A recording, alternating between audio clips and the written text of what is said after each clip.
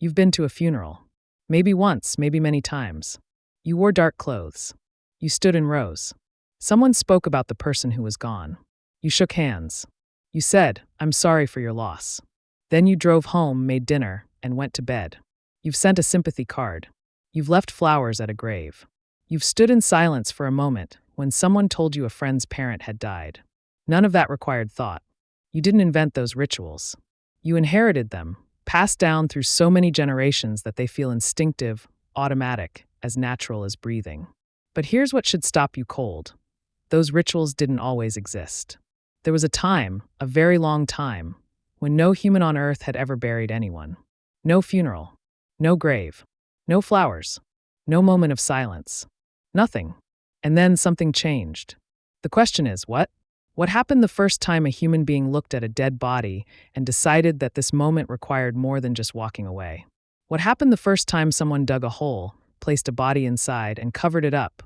Not to hide it, not to store it, but to honor it. The answer takes us deeper into human history than you might expect. And it reveals something profound about what it means to be human. Let's start with something you've probably never thought about. Every animal on Earth deals with death. A deer doesn't mourn, it runs. A wolf pack may howl briefly, then move on. Elephants stand beside a dead companion for a while, touching the body with their trunks, then they leave. Chimpanzees may carry a dead infant for days before finally dropping it and walking away. But none of them bury their dead. None of them mark the spot. None of them return to it. None of them place objects in the ground with the body. None of them do the one thing that would distinguish a death from every other event in the natural world. They don't ritualize it. Only humans do that. And the question is, when did it start? For decades, archaeologists believe the answer was around 100,000 years ago. The evidence came from a site called Kafsa, in Israel, where the remains of up to 15 early Homo sapiens were found in a cave. Among them was a child, and beside the child's body, archaeologists found 71 pieces of red ochre, a naturally occurring pigment that produces a deep blood-red color. The child's bones were stained with it. The stone tools nearby were stained with it. This wasn't accidental. Someone had deliberately placed red pigment on and around a dead child. Why? We don't know. Maybe the red symbolized blood. Maybe it symbolized life. Maybe it meant something we can't even imagine. But it meant something.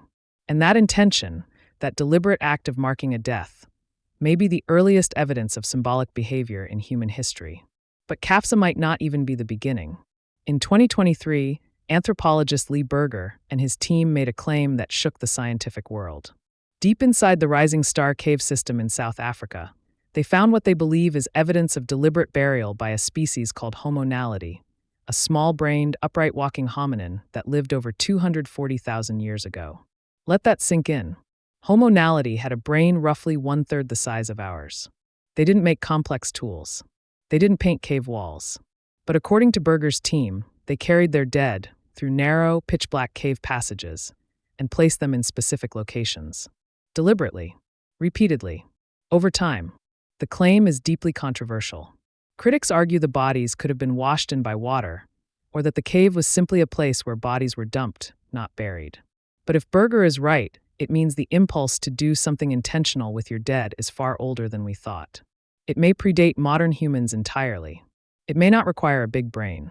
It may require something else, something emotional, something social, something that we share with species we've long considered beneath us. And then there are the Neanderthals. For most of modern history, we dismissed Neanderthals as brutish, unintelligent cavemen. But the evidence keeps telling a different story. At a site called Shanidar Cave, in what is now Iraqi Kurdistan, archaeologist Ralph Seletsky discovered the remains of several Neanderthals in the 1950s and 60s. One of them, known as Shanidar 4, was found with clusters of pollen in the sediment around the body. Seletsky made a breathtaking claim. Neanderthals had placed flowers on their dead. The flower burial captured the public imagination like almost no other archaeological discovery. It suggested that Neanderthals, our closest extinct relatives, felt grief, performed rituals, and perhaps even understood death in a way we thought was uniquely human. But the story didn't end there. In 2023, a new study challenged the flower burial theory, arguing that the pollen could have been deposited by burrowing bees, not grieving Neanderthals. The debate continues. But here's what's not in dispute. The Neanderthals at Shanidar were intentionally placed. Their bodies weren't random. They were positioned.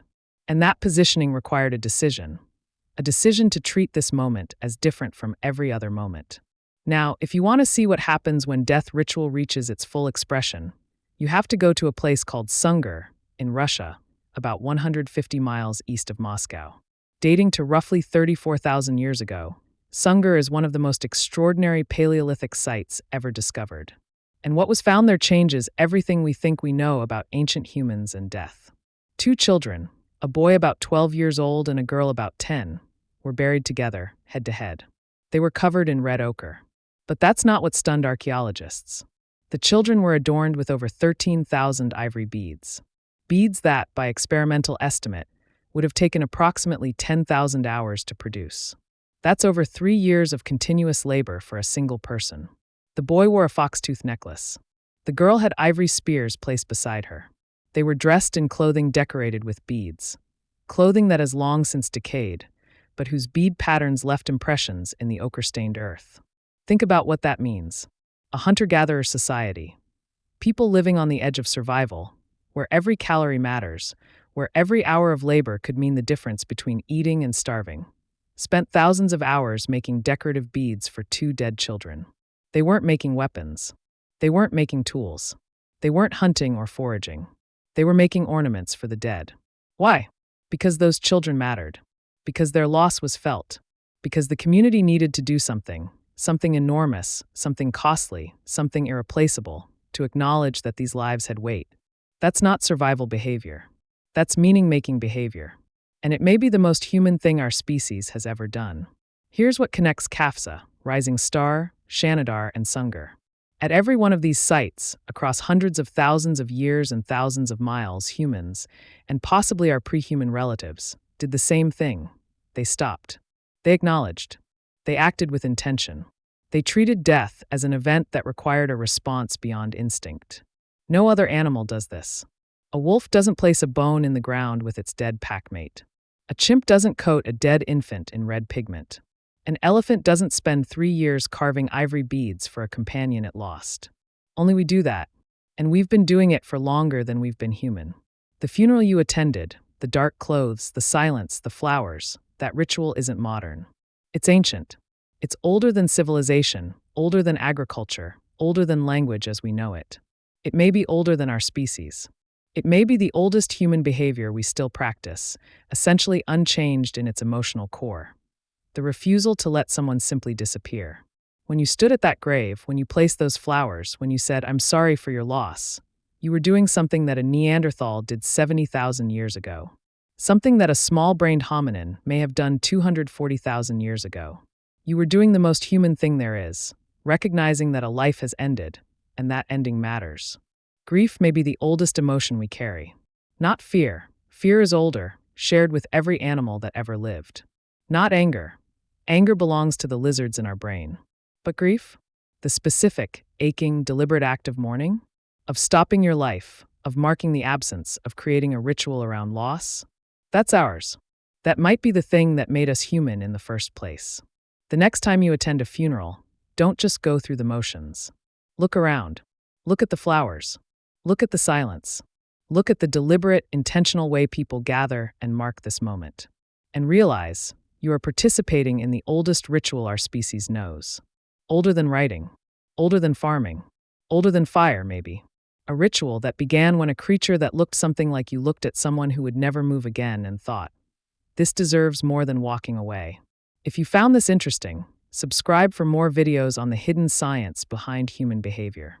And if you've ever lost someone and found yourself doing something ritual, something deliberate, something you couldn't fully explain, tell me about it in the comments. I'll see you in the next video.